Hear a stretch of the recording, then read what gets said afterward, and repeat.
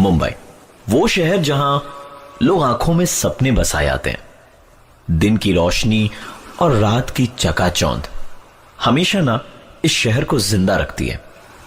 पर इस रोशनी और चकाचौंध के पीछे छिपे हैं कई राज, जिनको किसी ने जानने की कोशिश नहीं की, क्योंकि जिंदगी यहां चलती नहीं, दौड़ती है।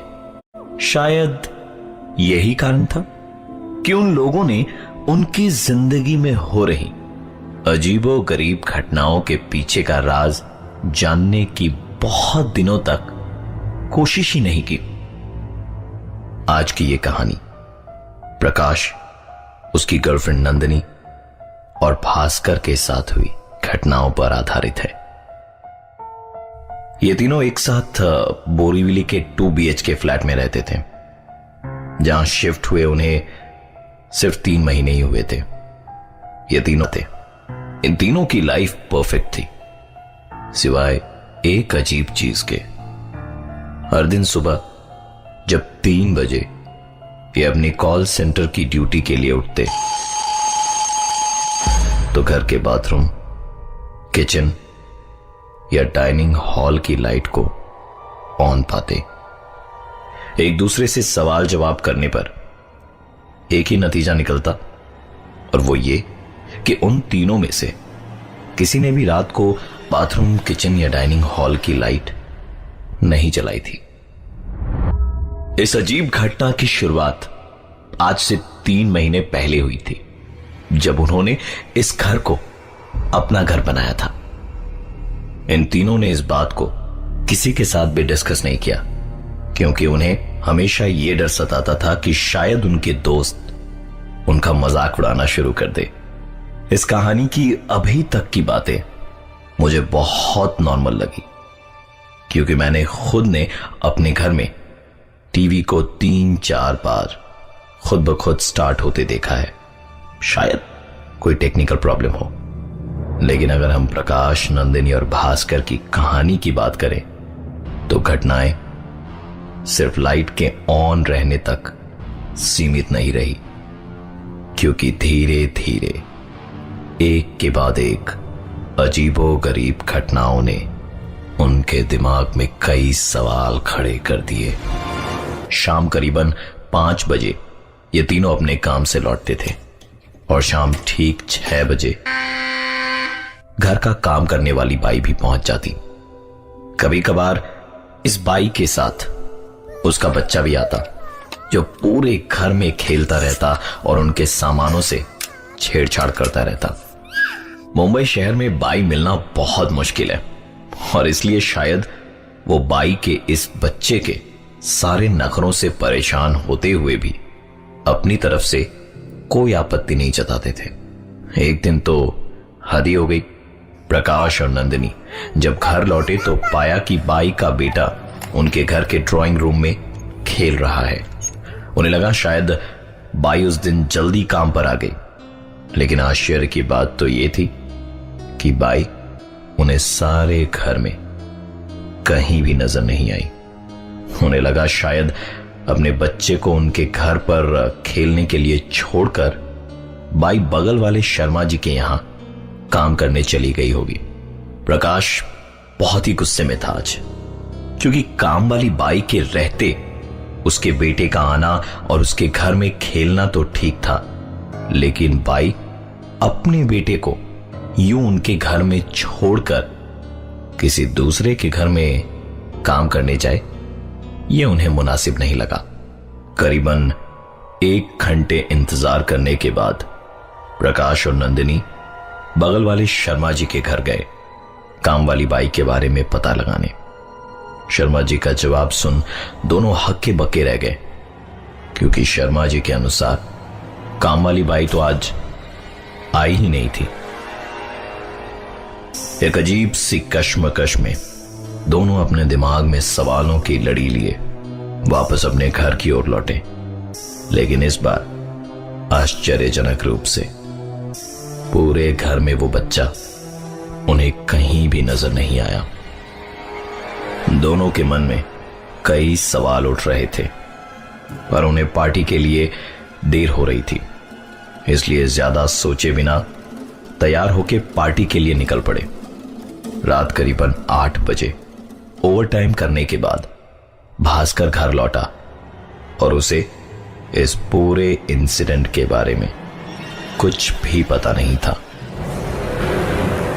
भास्कर ने घर का दरवाजा खोला तो पाया कि हमेशा की तरह बाथरूम की लाइट जली हुई थी। उसने लाइट स्विच ऑफ करना जरूरी नहीं समझा क्योंकि उसे तभी नहाने भी जाना था। रूम में एंटर करके भास्कर ने अलमारी खोल अपना टॉवल निकाला और बाथरूम की ओर चल पड़ा। भास्कर ने जैसे ही बाथरूम का दरवाजा खोला, उसके पैरों तले जमीन खिसक चुकी थी। बाथरूम के फर्श और दीवार पर सिर्फ खून ही खून के धब्बे थे। डरे हुए भास्कर ने तुरंत बाथरूम का दरवाजा बंद करा और डर के मारे वो मेन डोर की ओर भागा। अचानक उसके भागते हुए कदम एक आवाज को सुनकर रुक गए। ये आवाज भास्कर के कमरे से आ रही थी। सहमे हुए कदमों से भास्कर अपने रूम की ओर आगे बढ़ा और रूम का नजारा देख उसे अपनी आंखों पर विश्वास नहीं हो रहा था। भास्कर ने देखा कि उसके भाई का बच्चा उसके बिस्तर पर अपने घुटनों में मुंह को छिपाए बैठा था। भास्कर ने उससे पूछा कि तुम यहां क्या कर रहे हो? अभी तो तुम यहां नहीं थे। यह सवाल सुन उस बच्चे ने धीरे से अपने घुटनों से मुंह को उठाया। उस बच्चे के चेहरे पर एक अजीब सी तेज और होठों पर एक अजीब सी मुस्कान थी, मानो जिनमें कई राज समाये हों। बाथरूम में खून और बिस्तर पर काम वाली बाई के बच्चे का होना, जिसके अजीब हाव भाव को देख भास्कर अंदर तक डर चुका था। वो तुरंत दौड़ता हुआ उस घर से बाहर की ओर निकल गया।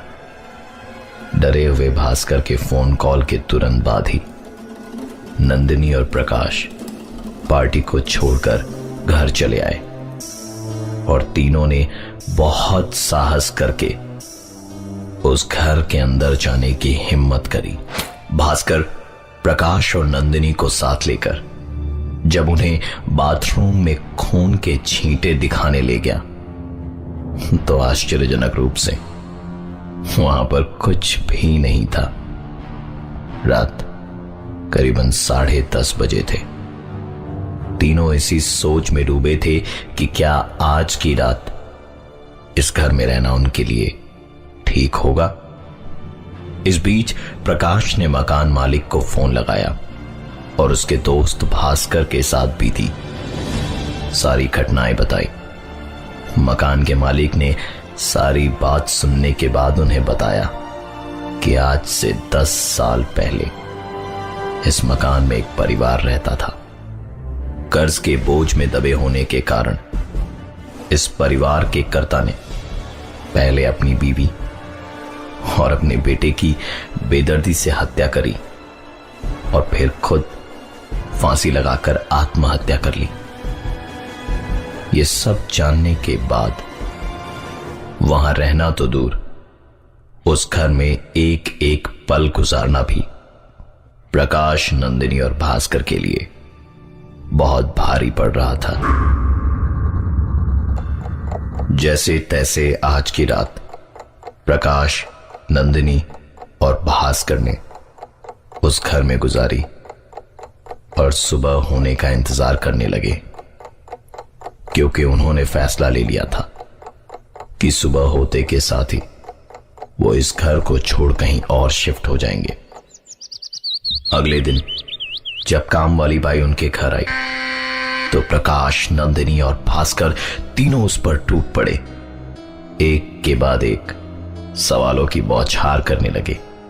उसके बेटे की अजीबो गरीब हरकतों पर और विवादास्पद स्थिति में उसके बेटे की मौजूदगी पर। 5 मिनटों तक स्तब्ध रहने के बाद कामवाली ने अपनी चुप्पी तोड़ी और बस एक ही चीज कही कि उसके पास उनके सवालों का कोई जवाब नहीं है, क्योंकि उसका तो कोई बेटा ही नहीं है।